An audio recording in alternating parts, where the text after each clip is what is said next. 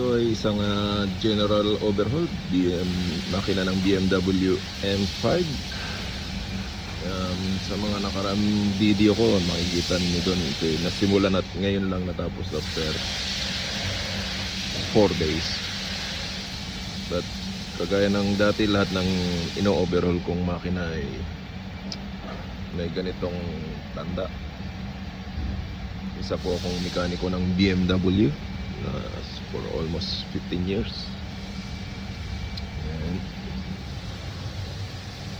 Napakalaking makina.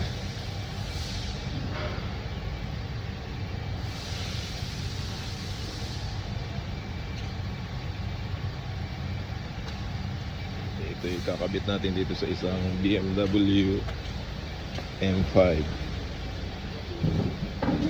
Usually sa ilalim to pinapadaan, pero sa taas ko lang pinapadaan para mas mabilis.